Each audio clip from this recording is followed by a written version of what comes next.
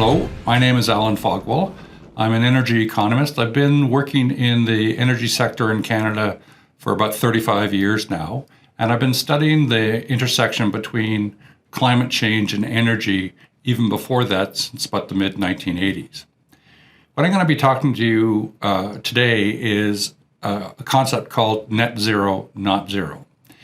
And this is about the energy transition, as some people will phrase it. But it really is about an evolution of our energy systems and not necessarily a transition. It's not a start and an end. It's an ongoing change in how we deliver our energy. In the same way we've gone from wood to coal to oil to natural gas, we're going to be moving on and adding in sources, not necessarily taking away, in a situation where we try to minimize the carbon footprint of our natural resources and our energy systems so that we can tackle climate change. What I'm going to be teaching you today is what we need to really consider when we look at climate and electricity and fossil fuels. In Canada, what we've been doing is having a broad discussion about the extremes. Either get rid of fossil fuels and go all the way to electricity, or don't do anything. And those extremes are not helping anyone. So what I'm really trying to pass on is the fact that we need to be very considerate of the steps we take to get to those positions.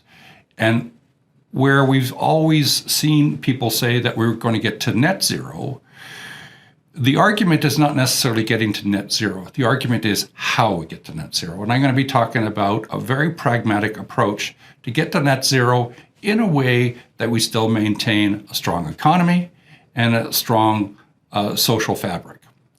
So that's why this is called Net Zero, Not Zero, Electricity, Fossil Fuels, and Climate Change, a Canadian Perspective. All right, so I'm going to take you through a journey, 4 parts to a solution. And the underlying premise here is that we want to try and balance our environmental values, our economic concerns, and our societal obligations in a way that we can bring everyone along and achieve all these objectives at the least cost possible. One of the things that we don't really talk about is how much things will cost for everyone. And we see that in our current economic situation that everyone is concerned about affordability. We're concerned about affordability now because inflation is such a major concern, but we should always be concerned about affordability because there's always people that need assistance in managing their day-to-day bills. Energy poverty is a real thing. There's a significant portion of the Canadian population that does live in energy poverty all the time. So we don't want to lose those folks as we move everyone along that journey. So the net zero, not zero solution has 4 parts. We electrify where we can and decarbonize the grid, part 1. We decarbonize and clean our oil and gas production so that we can still use it to the best of our ability and keep it as low carbon as possible. We want to incorporate carbon capture, utilization, and storage, and I'll speak a little bit more in particular about utilization later. And of course, energy efficiency when it comes to all our services, not just upstream in the demand side, but downstream in the consumption side as well. And then we need a mechanism in order to manage all those costs. And this is where the international CO2 credit trading framework has been and is being developed in order to be able to reduce our costs, find locations, not necessarily in Canada, to manage our carbon emissions. So electrification, what does that mean? Well, electrification means that we are going to take everything, every energy service, every industrial heating requirement, every commercial air conditioning requirement, every transportation need, and every residential need, we're going to move it towards electricity. Now, if we do that, we are going to have a significant impact on our electricity grid. And I'll talk about that in a little bit later. What it would mean, though, is that you'll be looking at changing the existing infrastructure across all sectors. So we're talking about people changing out their equipment, building huge elements of the transmission and generation grid, and it's going to be much more expensive. One of the things that people need to appreciate is the fact that our current electricity grid has been fully depreciated, or at least substantially depreciated. If we now build on that with new assets that are not only going to be more expensive to begin with, but also be newer, newer means we have to pay that depreciation expense. That depreciation expense is paid for by ratepayers. So the idea of a transition is that the electricity grid will be able to supply all space heating needs. So instead of a furnace in your home, you're going to have a baseboard heater. All industrial process needs, so instead of a coking furnace, it would be an induction furnace.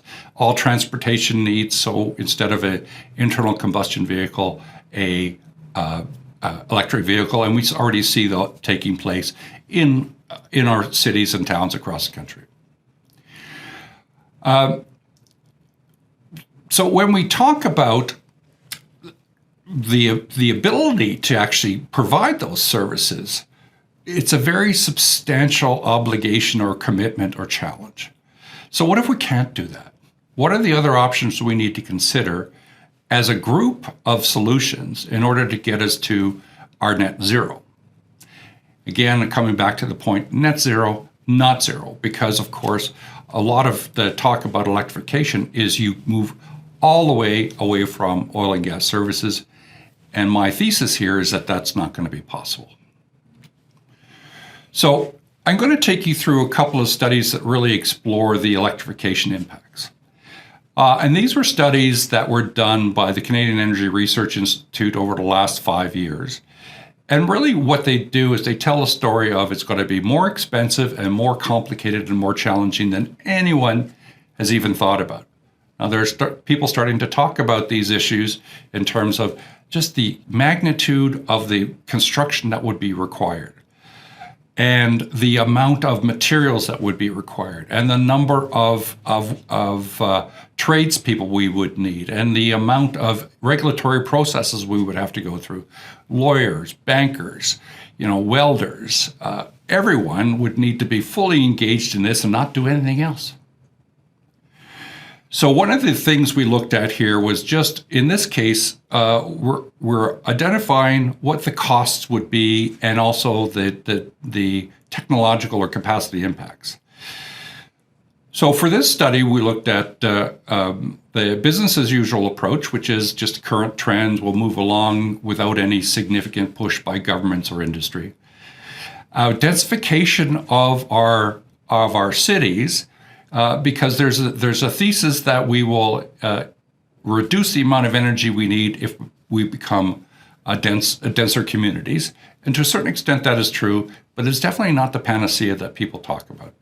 The other thing to associate with that, of course, is densification means different lifestyles for people in cities. Not everyone wants to be living on top of someone else. Alternative vehicles, so we're looking at battery electric vehicles and fuel cell electric vehicles, and stringent CAFE standards, so taking internal combustion engines to a much higher standard. So when we look at these various options, I mean, we've identified the different scenarios. There's a business as usual scenario for the electricity supply. There's a high renewable scenario where the amount of renewables in all of our grids is going to be 65% or higher.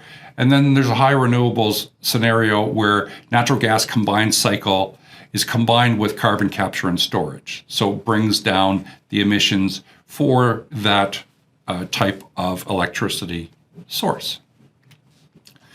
So when you look at the vehicle stocks over time, you can see that even if we are getting to the point of moving towards electric vehicles, we still have a huge number of gasoline vehicles or diesel vehicles, if you will, even into the far future, decades away. How many times have you seen older 10, 15-year-old vehicles driving around today? Those are going to be around in 2035. Maybe they're 2020 models. They're going to be around in 2050. Maybe they're 2030 models. As we see that our internal combustion engines are actually becoming better and lasting longer, that stock turnover won't be as significant as we go forward. Now, the study looks at a few cities and just sort of breaks out where the transportation is coming from. And Calgary is identified, Ottawa, Halifax, and Yellowknife. And you can see, of course, no surprise there, that the majority of the transportation is done by automobiles, passenger and driver. Most of it is single driver vehicles. We still see that today. There's public transit, small portion, walking, cycling, and other methods.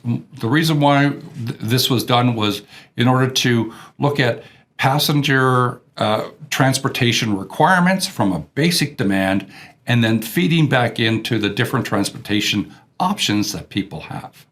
And this then gets you to a much more robust understanding of how much electricity you would need if you moved all those automobiles over to electric. In terms of residential demand, we can see here that in a business as usual case, residential demand still is significantly natural gas. In this case, you're looking at Atlantic Canada, Ontario, and Saskatchewan. So again, we're looking at different provinces, different shapes of the curve for the different energy services. With respect to electrification, you can see that in Atlantic Canada, the significant other energy source is oil. And that's because Atlantic Canada's got significant rocky terrain, and it makes it less economic to put in natural gas. Ontario and Saskatchewan have a lot of natural gas for the residential market. So when you're moving towards electricity for the residential market, you can see that we're displacing natural gas in Ontario and Saskatchewan and oil in Atlantic Canada. Again, on the commercial side, it's very similar, displacing natural gas with electricity. Another aspect, of course, is looking at the emissions associated with transportation. You can see that urban densification, which is the purple line, is only slightly below the blue line, which is the business as usual approach. So densification is not really going to get as much of a solution. It's part of the solution, but it's not a be-all and end-all. And if you also look at stringent CAFE standards, which have been proposed and are still working their way through regulatory processes, particularly in the United States, it gives you some significant benefits, more so in the short term. You can see that. But if we're really looking to try and reduce the carbon emissions for our transportation sector, then electric vehicles are the way to go. And you can see that in the green line that's identified there, which has the lowest overall emissions. Okay, so let's say we did a complete change out of electric vehicles for passenger transportation. So not freight, just passenger transportation. Everything for the commercial sector and everything for the residential sector. So your gas furnace, your gas stove, your gas fireplace, all gone. All right, so that's going to be a significant challenge in and of itself. Where do we get to? Here's where we get to. So in Atlantic Canada, we would get to a 13% reduction in emissions. 13%. Quebec, you've got 35%. Ontario, 31%, and you can see the rest. Saskatchewan, Alberta, and British Columbia. Nowhere near the net zero requirement. Keep that in mind. So we've talked about eliminating fossil fuels for vehicles, eliminating fossil fuels for the commercial sector, eliminating fossil fuels for the residential sector, and we're still not even close. Huge disruption that we need to get to, still not even close to net zero. And then how much does it cost? So it's going to be very difficult to determine how much things are going to be costing in the future But given all the issues that we talked about in terms of, and this is just the supply side cost, this is not the cost of you buying a new baseboard heater or a new electric vehicle. This is just the supply side cost for electricity. The supply side cost shows that over time, in both of these scenarios, we're looking at about a 77% increase in your electricity bill over and above inflation. So we're assuming 2% inflation each year, every year from now to 2050. Imagine that. Add on 77% to that. So you're looking at your bill tripling on average all the time in the summer and the winter. How much is your bill now? Can you afford it to be tripled all the time for the rest of your life? What does this mean for the electricity system? So we've talked about the price, and now let's just talk about the engineering and technical challenges that we have ahead of us. All right, so distribution, generation, including distributed generation and transmission. So let's start with distribution. You can see from this distribution slide, would be a subsystem in your city. In this case, we're looking at Calgary.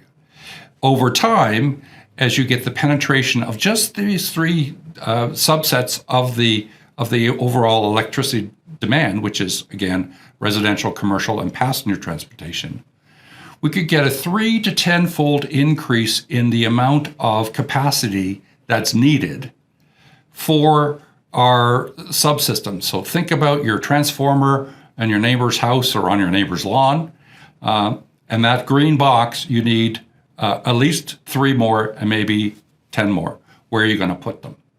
Not only is there a cost, we don't have the space in our cities to actually put these in place.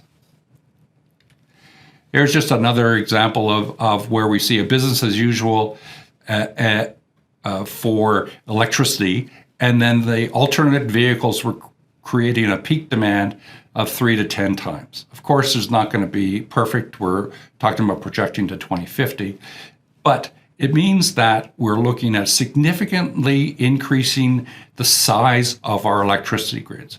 And in fact, the distribution grid is probably going to be the most impacted because we're talking about subdivisions that haven't been designed to plug in an electric vehicle. Think of your electric vehicle as just another house.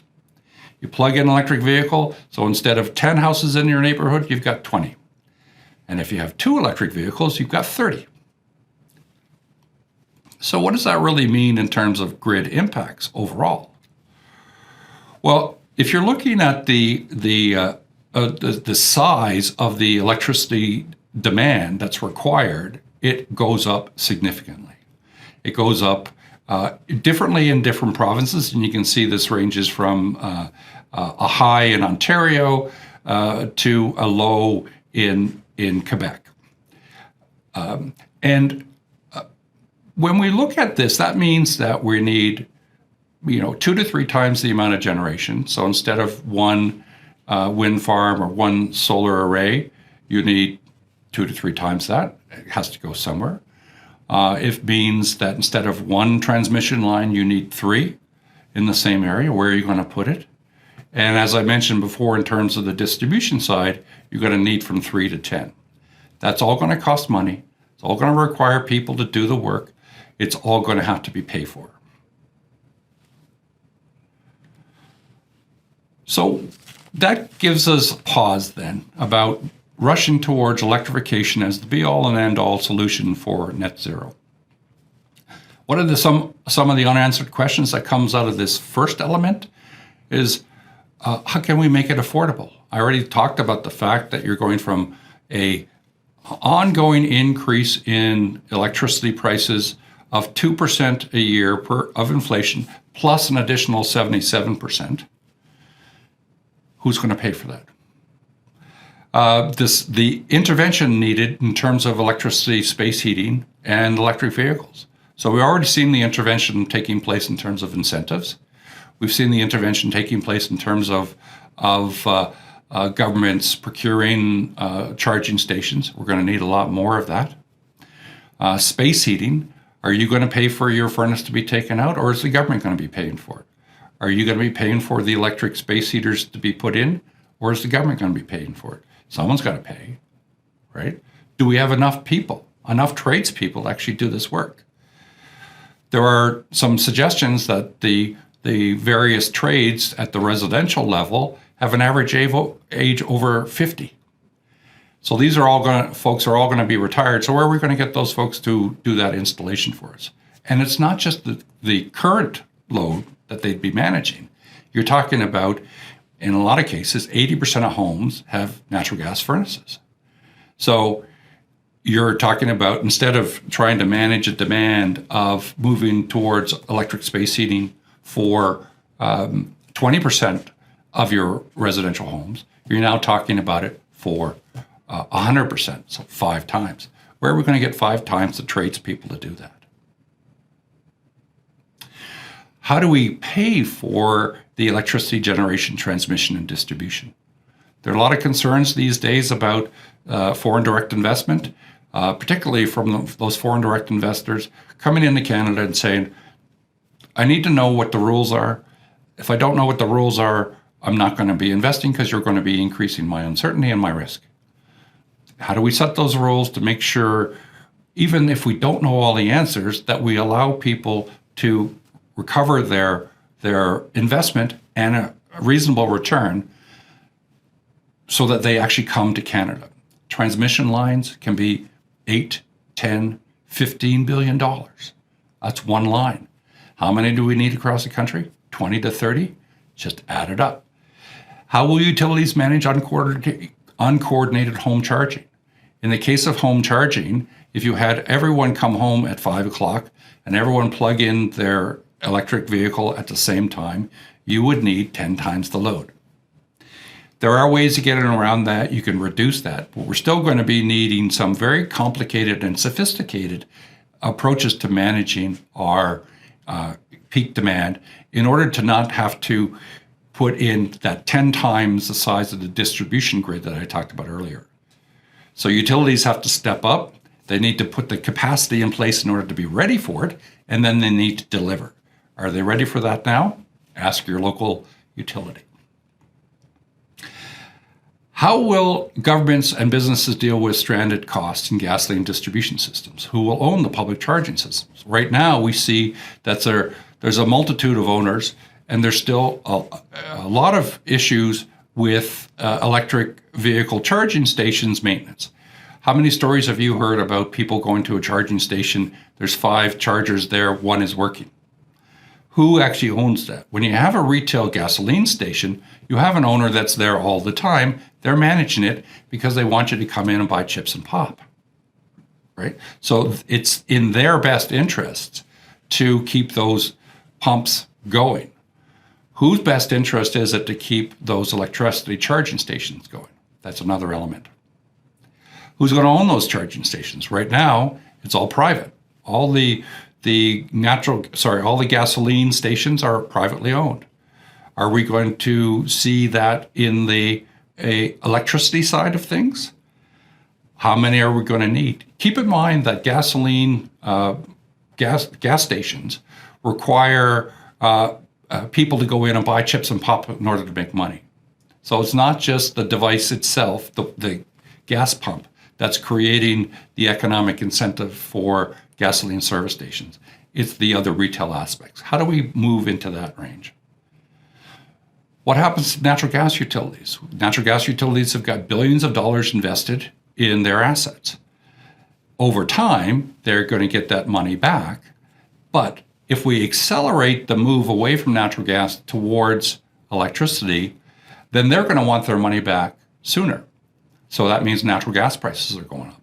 And if not, they're going to have stranded costs. Now, some might say, well, they're private companies and they can afford to take a loss. Well, but that's not always the case. A lot of the companies, or some of the companies, I should say, in Canada, are public. So the public's going to have to deal with that. But the other aspect associated with natural gas utilities is that there's a regulatory compact. There's an expectation, based on the way rates are set right now, that the gas utilities will get their money back over time. If you change those rules of the game, how are the gas utilities going to react? Well, if I was them, I would try to get my money back sooner, either right through the ratepayers, or to have government want to reimburse me. Gasoline tax revenues. Everyone loves the road tax put on gasoline purchases. $10 billion a year. How is that going to be made up if we're not going to be charging it on gasoline anymore? Are we going to charge it on electricity at the charging stations? Investments in oil and gas, upstream activities, $80 billion on average a year in good years. That's a significant amount of foreign direct investment. The reason why it comes to Canada is because we've got the resources that attract the people to come to Canada. Is it going to go into another part of our economy? It's very unlikely it would. If someone wants to spend money on a oil or gas investment and it's not available in Canada, are they going to go to another sector in Canada, say general manufacturing? Or are they going to look for an oil and gas investment in, say, Saudi Arabia or Norway? So that foreign direct investment is vital in terms of economic health, job creation, taxes, and royalties. What about the petrochemical industry?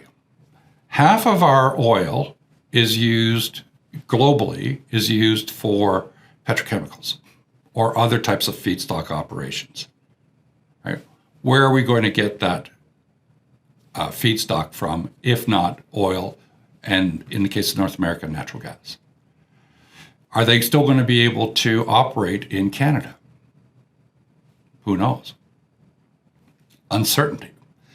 How will we offset the loss of the royalty payments to governments? We've just seen in Alberta a significant shift in the finances of the Alberta government, all driven by oil price and royalties, significant royalties.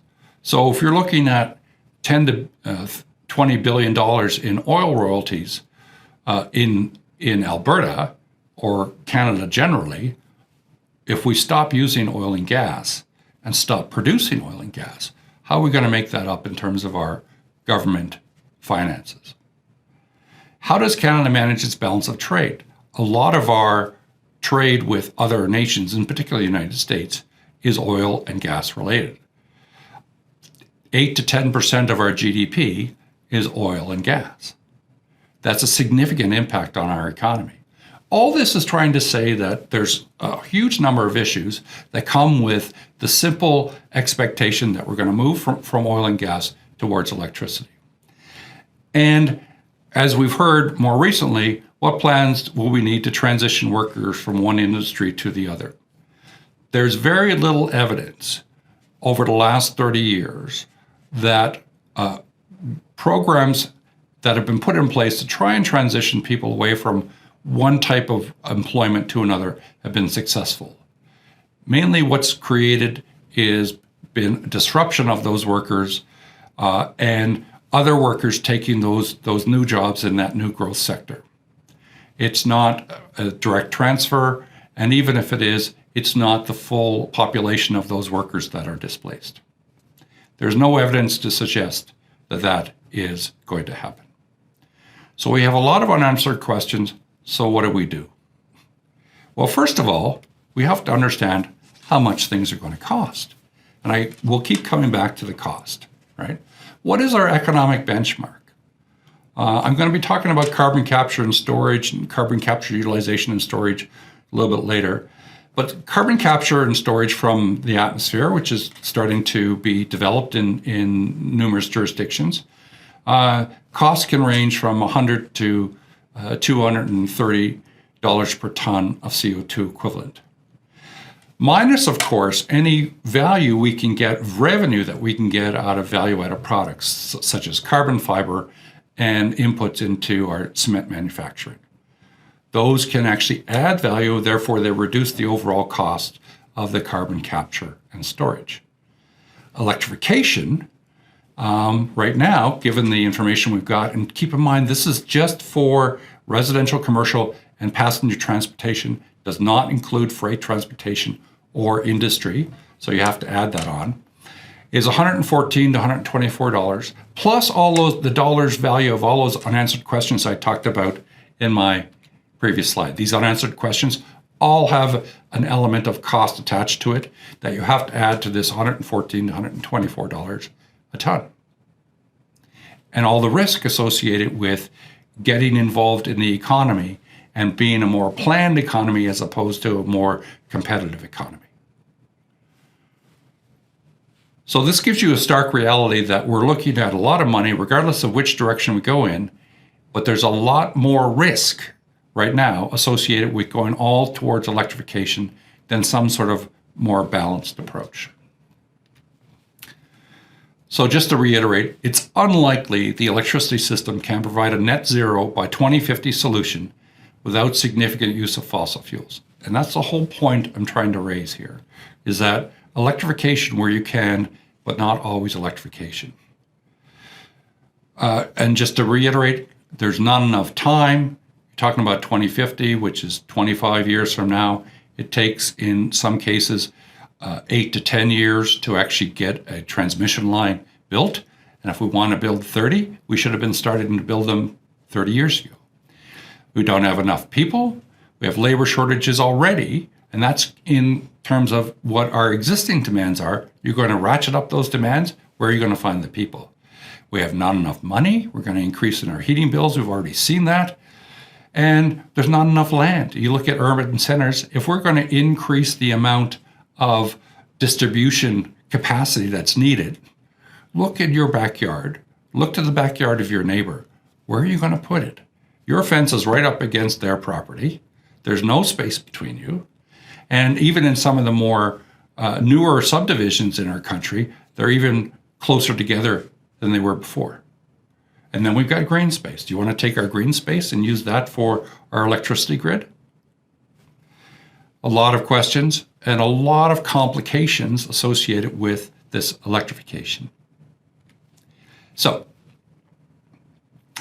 we need to add on to our bucket of solutions. And here are the 3 points that I'd like to raise with respect to those bucket of solutions. We need more oil and gas. We need oil and gas to be as clean as possible on the production side and as used efficiently as possible both on the production side and on the demand side. So we need to really drive down methane reduction. The government and industry is working towards that. We are looking towards a quite achievable target by 2025 of 45% reduction in methane emissions. Moving to a 75%, which is what people are talking about right now, will require significantly more investment in technology research in order to find those actual solutions to be put in place. So it's not going to be a slam dunk on the oil and gas side for methane reduction or energy efficiency, but it can help along the way. Carbon capture, utilization, and storage. Combustion capture, of course. An example of that is the Boundary Dam carbon capture plant in Saskatchewan. Air capture being conducted by a number of companies, including Carbon Engineering. They've done a facility in Squamish, BC, and now they're working on one in California. That could be a game changer. And utilization, which is really the game changer, which is how do you use that carbon in a way that can add value and therefore reduce the overall cost of the capture expense. And then on top of that, everything's going to be expensive. So we need to find a way to reduce our costs as much as possible and do these things in the areas that are the cheapest possible. We've worked a long time over the last 30 years, to look at various clean tech mechanisms or carbon reduction mechanisms in the Kyoto Accord, the Rio Accord, and most recently the Paris Accord. All these things have been leading towards a more robust international trading exchange to allow people to buy and sell carbon credits so that they can finance those reductions in carbon emissions. So let's just talk about oil and gas clean tech for a minute. So the focus on the supply side means that we need to reduce the amount of emissions associated with producing the oil and gas. as well as looking for efficiency improvements on the demand side as well as the supply side. So an example of that is the CAFE standard. So we're going to use our oil in a much more efficient manner. So instead of, 10 liters per 100 kilometers, it's 5 liters per 100 kilometers. That's what we need to do. That's part of the solution. We need to focus on methane emissions, of course, at the supply side, and that's being dealt with right now. The key element I want to mention here, though, is that not only do we need to do that because electrification is not going to be a practical all-in solution for Canada, it's not going to be a practical all-in solution globally. You have to keep in mind that the electricity grid is very efficient and effective in Canada, the United States, and Europe, and much less efficient in places like South America and Africa and some parts of Asia. So where you have grids in those countries, where those jurisdictions and those governments are saying we actually need to increase our ability to use electricity for just basic services, lighting and cooking, adding in a transportation demand would overwhelm any possible solution for those countries. So we're still going to be looking at oil demand in the 60 million to 70 million barrels per day range, even under the 1.5 degree scenario that has been identified by the International Energy Agency. They've got some other scenarios in there where they press down, from a forecast point of view, the introduction of more electrification. But in all practical purposes, you're still looking at a significant load of oil and gas into 2050. So if it's going to be there, let's make it as carbon reduced as possible. And heavy oil demand, of course, will stay because heavy oil is not really used for the transportation sector. It's used for plastics and other consumer goods, asphalt, things of that nature. So we're still going to need that unless we want to try and find substitutes for the heavy oil in those feedstock opportunities. But we haven't really found that. And there's not a lot of work that's been going on. And it is a huge requirement. So even if we found something now, how long would it take for that to get to a point where it could actually have a measurable impact on our global economy? Take a while.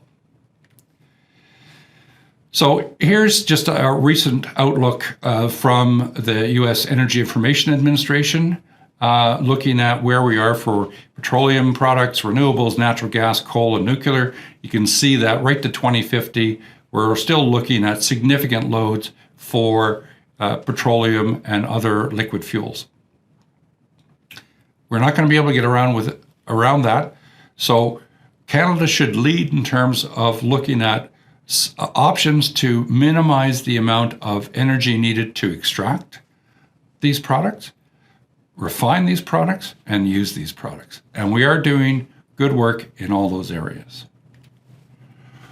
Another point, just to note where we are with improving the energy efficiency of oil and gas. In this case, we're talking about oil sands, and you can see that on average, you're finding about a 20% decrease in emissions intensity from 2009 to 2020. There's no expectation that this will change going forward, that we will continue to see that decrease. It means that organizations, companies, and governments are investing in improvements in the oil sands activities, and we can look at this as part of the solution as we move forward. Now, is the emissions going to go to zero? No. So other aspects of the solution need to be brought in, carbon capture and storage, and I'll talk about that a little bit later. Another example of some of the work that's being done, these are abatement technologies. I won't go into them in any detail, but really what they're designed to do is either reduce emissions. In most cases, it's about reducing methane emissions. This is a cost curve where if you go from the left to the right, you've got different options, and different costs. In some cases, the costs are negative. You capture the methane, which is natural gas, you can sell it. And if you're able to do that, you actually make money up to a point, and then it becomes more expensive. But you can see that the range of costs here is much lower than the electrification scenario, which would be $114 to $124 per ton of CO2 equivalent, plus all those unanswered questions that I talked about. So I keep coming back to the point that electrification is an important underlying element of the solution, but it's not the only thing because it's going to be expensive and impractical to do by itself. This is an example of what we see in terms of carbon capture. This is the Boundary Dam plant in Saskatchewan. The main building that you see in the middle top is the generation plant. Off to the side on the right, that's the carbon capture plant. That's been in place now since about 2008, 2010. It's actually functioning quite well. It's proven technology. The costs of that one were quite significant because keep in mind, that was a new technology. And all new technologies have a learning curve. And as the learning curve goes forward, it's important to note that prices will come down. We've seen it with solar panels, we've seen it with wind turbines, and we'll see it with carbon capture units. Similarly, carbon engineering, as I mentioned before, direct air capture of CO2. This could be a game changer because in this case, you don't need to be wedded to a particular combustion source. You can put this anywhere. So this could be an economic development tool. You could put it in an economically depressed area as a means of not only improving the environment, but improving the local economy.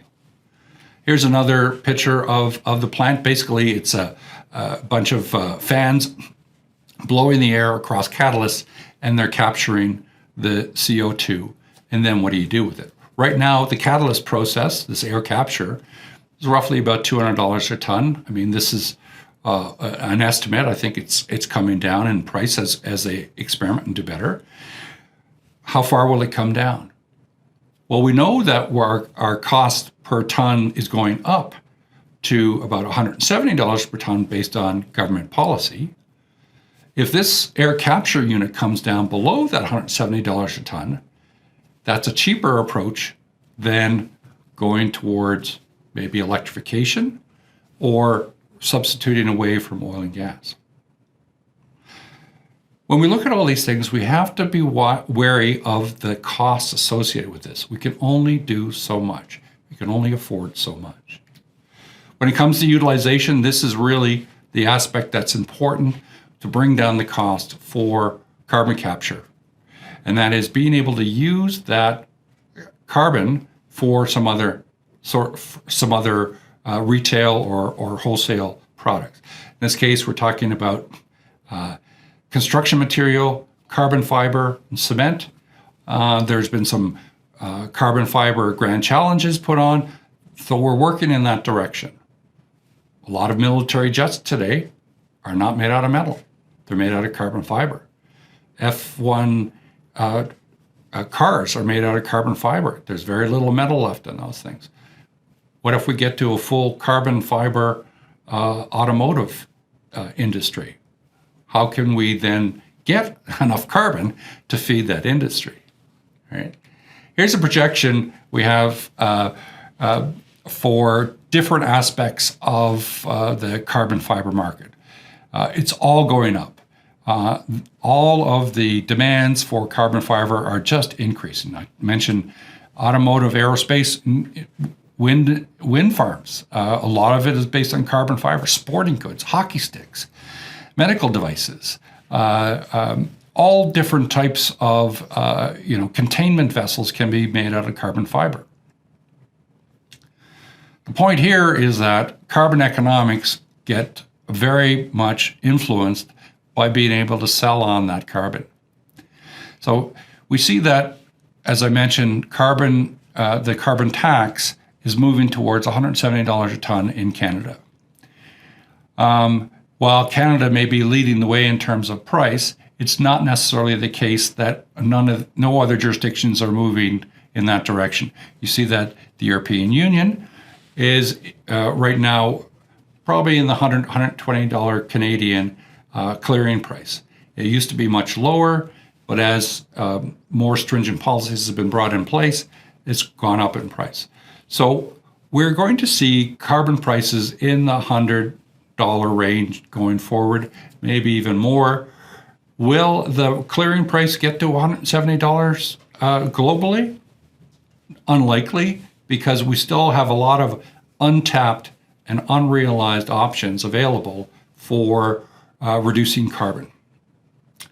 In the US, the avoided cost, and this is a planning assumption they use, the avoided cost they use is $50 US a ton. And it goes into a lot of their policy development. So even in the United States, where a carbon price has not been put on the entire country, they're still incorporating carbon value into their decisions, as are many companies. So when we come to where we are with the carbon market, if we're looking at a capture cost of anywhere from $45 to $200 a ton, plus the offset revenue, we are definitely competitive with the carbon price that is being contemplated in Canada and is actually existing right now in Europe. Well, if that's the case, why would we move all the way towards a more expensive solution, which is electrification? Because we're still talking about carbon. It's all about carbon. Electrification is a means to an end. It's not an end in itself. We need to move towards low carbon. We don't need to move towards electricity.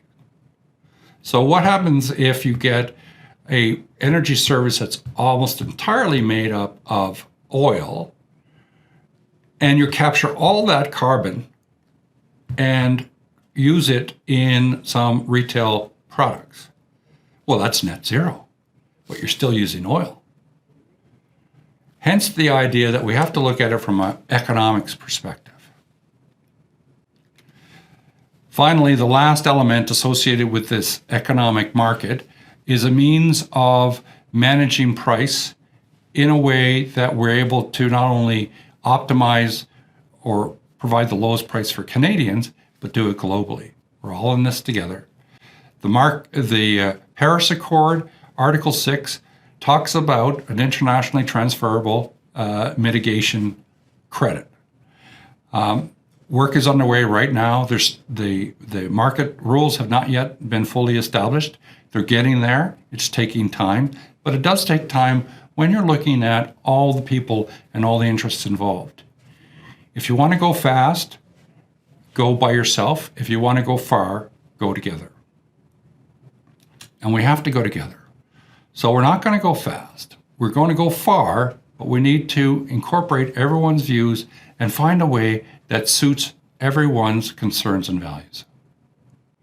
Now, not only do we have to establish that overall market, each country then has to be able to connect that to its own internal economy.